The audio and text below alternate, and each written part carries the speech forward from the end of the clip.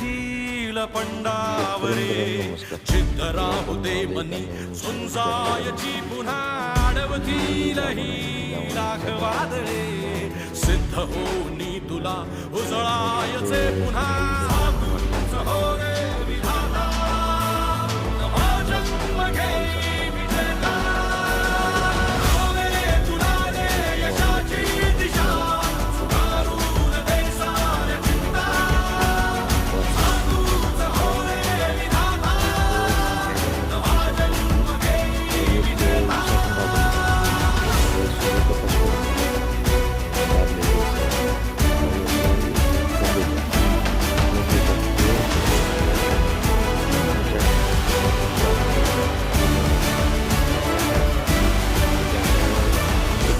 शरीरामध्ये जे गॅप असेल त्यामध्ये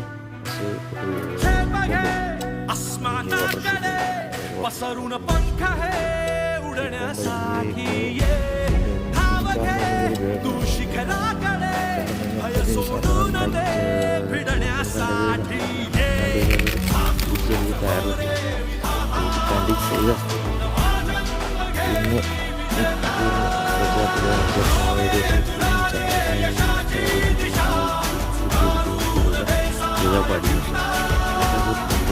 तीन चार सारे प्रत्येक 3-4 साऱ्या सोडून जर दाबून घेतला आपण ऊस आणि जर हवा पण खेळते यामधनं आणि तुम्हाला आतनं ऊसाचे सगळं बघता येते कुठं काय म्हणजे नेमकं रानात काय झाले. जर हे दाबून जर घेतलं नाही किंवा 3-4 जर आपण वाटच जर हे केलं नाही तर ऊसामध्ये आपल्याला जाता येत नाही आणि काय होते त्यामुळं आत कुठं पाणी जाते कुठं नाही.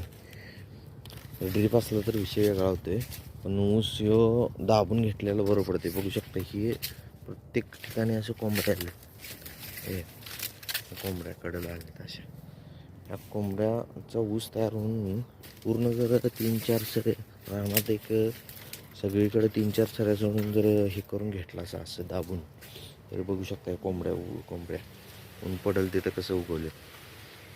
ह्याचाच ऊस तयार होऊन म्हणजे टनेजमध्ये एक साधारणतः 10 ते 20% तर फरक पडते. 10% तर कुठे गेलं नाही. समजा एकरी तुम्ही एक 80 टन काढला त्यात एक 10 टन जर ऊस वाढला या कोंबडीचा 5-10 टन तर हे फायदाच आहेत त्या. आणि दुसरा फायदा म्हणजे यातनं हवा खेळत्या आणि ऊसाला सूर्यप्रकाश जादा मिळते. हे यामध्ये मेन विषय आहे. त्यामुळे हे तुम्ही पण केलेलं बरं पडते. प्रत्येक एक आपण